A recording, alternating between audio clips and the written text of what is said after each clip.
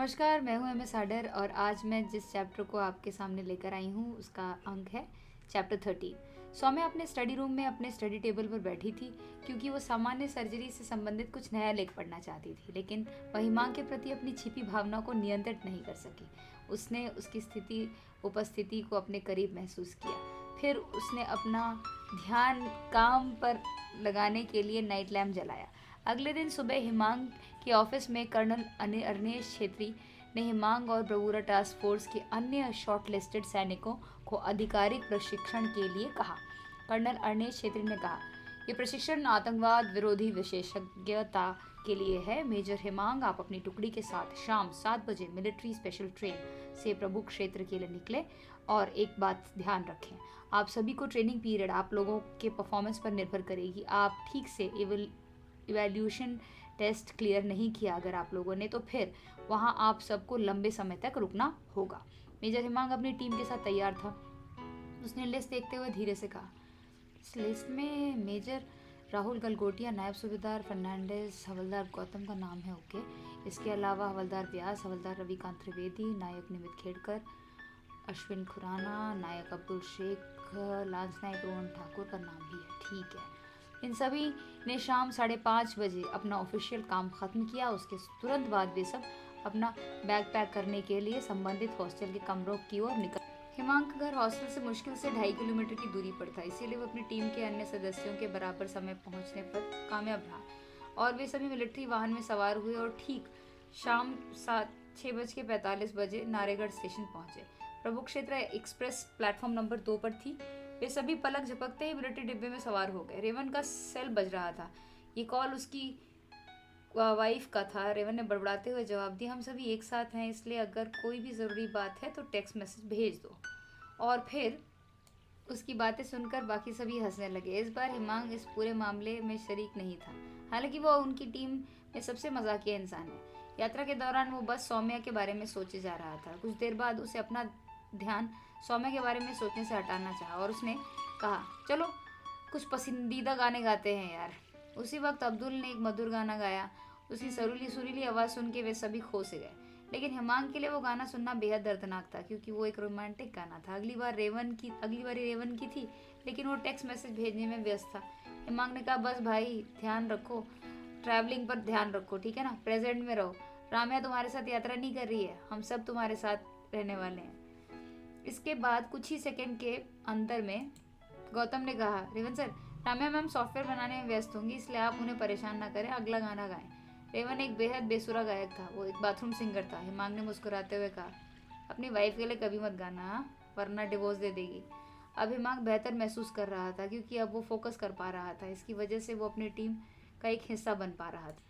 अब सारे team members Rohan को परेशान करने के मूड में थे, इसीलिए उन्होंने उससे वहाँ की लोकल भाषा यानी कि कुमुक बोली में एक गाना गाने के लिए कहा। रोहन ने कहा, कुमुक बोली में गाना मेरे लिए संभव नहीं है क्योंकि मेरी इस बोली पर अच्छी पकड़ नहीं है। सबने एक साथ उसकी चुटकी लेते हुए कहा, अच्छा है, तो अब तुम झटपट कुमुक लड़की से शादी कर लो क्योंकि जब वो तुम्हें गाली देगी तो तुम्हें पता ही नहीं चलेगा। प्रभु क्षेत्र में सैन्य प्रशिक्षण शिविर में अगले दिन सुबह सुबह हिमांक और उसकी टीम प्रभु क्षेत्र आर्मी यूनिट पहुंची और कर्नल वी बालाकृष्णन को सूचना दी। तब कर्नल वी बालाकृष्णन ने कहा, सैनिकों, आप सभी ने लासुमा सैनिकों के साथ गोरेला युद्ध का संयुक्त प्रशिक्षण लिया है। उन सभी ने कहा, हाँ सर।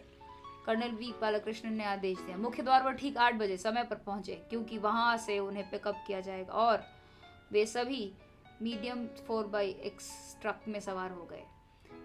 हॉस्टल पहुंचे और वहां आवंटित कमरों में सबने सामान खोला और रेवन प्रसन्न हुआ और बुदबुदाया, कमरे सही में काफ़ी बड़े हैं यार, काफ़ी किसी से शेयरिंग ना करने से ये मामला और शानदार हो गया, मतलब पर्सनल रूम में मज़ा नहीं लाइफ। ठीक सुबह 8 बजे मुख्य द्वार पर हिमांक और उनकी टीम घने जंगल में पहुंची और वे ये देखकर चौंक गए कि टीम के अन्य सदस्यों ने जंगल की पोशाक पहनी हुई थी और वे मलेहा से थे। कर्नल वी बालाकृष्णन पहले से ही वहाँ मौजूद थे। उन्होंने आदेश दिया, आज तुम्हें प्रारंभिक जंगल प्रशिक्षण से गुजरना होगा ताकि आप सब गोरिल्ला युद्ध तकनीक में विशेषज्ञ बन सके। हमारा मिशन गोरिल्ला युद्ध रणनीति का पारखी बनना है। उपलक्ष्य है कि इस भूमि के भूगोल के बारे में पूरी जानकारी हासिल करना है। हमारे दुश्मनों को अचानक हमले, छापेमारी और घात लगाकर हमला करने जैसी गोरिल्ला रणनीति में एक्सपर्टीज हासिल करना है, हमारे दुश्मनों पर का अचानक हम पर हमला करने पर ध्यान देना है। कोई और सवाल? सभी ने एक स्वर में जवाब दिया, नहीं सर। इसके बाद वे सभी वैलियंट कॉम्बैट फोर्स VCF सारे ट्रेनर्स के तहत प्रशिक्षित होने लगे। ट्रेनर मेजर आर्थर विंटन और सार्जेंट कश्यप प्यूट बिजली की गड़गड़ाहट के समान तेजी गति के साथ वहां मौजूद थे। मेजर विंटन ने कहा, प्रमुख क्षेत्र में लगभग 9 जंगल हैं और ये सभी जंगल इतने घने हैं कि दिन में भी यहाँ रोशनी बेहद कम होती है, इसीलिए सावधान रहें। एक दिन में वे इन सब वन क्षेत्र को कवर करना संभव नहीं है, लेकिन धीरे धीरे प्रैक्टिस के साथ यहाँ मूवमेंट की गति बढ़ जाएगी। आप सब अपनी अपनी पोजीशंस ले लो, गो, सार्जेंट कश्यप ने कहा। हेमांग और उसकी टीम के घने अज्ञात जंगल में गोरिल्ला सोल्जर्स की तरह घात लगाकर हमला करना शुरू कर दिया। हालांकि वे जंगल को देखकर दंग रह गए, क्योंकि दिन के समय भी उस जंगल में अंधेरा था। हेमांग ने अपनी टीम को आदेश दिया, गोरिल्ला सोल्जर्स अपने हेडलैम्प को उपयोग करें, सतर्क रहें और हर तरह से विशेष मूवमेंट पर पैनी नजर रखें। सर, मैं अपनी बाह पर मच्छर भगाने वाली क्रीम लगाना भूल गया, नाइक ने कहा। हेमांग ने दृढ़ता से कहा, क्रीम अभी लगाओ, फिर आगे बढ़ो। ध्यान रहे, थोड़ी सी लापरवाही मौत का कारण बन सकती है। पहले हमें जंगल की स्थितियों से परिचित होना होगा, फिर ये जॉइंट ऑपरेशन शुरू होगा। इसीलिए आज पूरी तरह से जंगल की स्थितियों और उसे निपटने पर फोकस करें। तभी अचानक से सूबेदार ने कांपते हुए आवाज में कहा, हे भगवान, मुझे बचाओ, एक सांप मेरे जूते के ऊपर से निकल गया। ओ डियर, मुझे इन सांपों से बेहद नफरत है, रेवन पागल अंदाज में चिल्लाया। राहुल ने हंसते हुए कहा, सुनो, हम उनके क्षेत्र में हैं और मेज़बानों के बारे में बकवास मत करो। ये मजाक नहीं है, ये जीवन और मृत्यु का मामला है, इसलिए थोड़ा ध्यान दें। इसके अलावा जहरीले पौधे हर जगह हैं, उन घातक पौधों से के संपर्क में ना आए। हेमांग ने जोर से और स्पष्ट रूप से आदेश दिया। हवलदार रविकांत त्रिवेदी ने हल्के से कहा, यार मैं प्यासा हूँ, 7 घंटे तक लगातार बिना रुके तेज गति से चलने के कारण मैं मर रहा हूँ। नाइक अश्विन खुराना खुशी से चिल्लाया। दक्षिण पूर्व दिशा की ओर अच्छी धूप है, इसका मतलब है कि हम इस जंगल के दूसरे छोर पर सुरक्षित पहुंच गए। भगवान का लाख लाख शुक्र है। सबने वहां पहुंचकर पाया कि ट्रेनर मेजर आर्थर विंटन और सार्जेंट कश्यप हुडे पहले से ही वहां जंगल के बाहर खड़े थे। सभी ट्रेनीज एवं टीम के लीडर हेमांग ने उन्हें सैल्यूट किया। रोल कॉल के बाद ट्रेनर्स ने कहा, तुम सब ने आज अच्छी तरह से ट्रेनिंग की बेटा, वेल डन। अब हम कल सुबह 6 बजे जसोघन जंगल में मिलेंगे। जय हिंद। आगे जानेंगे कि फिर ट्रेनिंग में क्या क्या हुआ, क्या क्या उन सैनिकों पर गुजरी, उन्होंने किस तरह से उसका सामना किया, या फिर उनमें से कई सारे लोग मृत्यु के सामने घुटने टेक देंगे। इन सारी बातों को हम जानेंगे भाग 14 में। इसी तरह से मेरे चैनल को लाइक करते रहें और सब्सक्राइब करते रहें।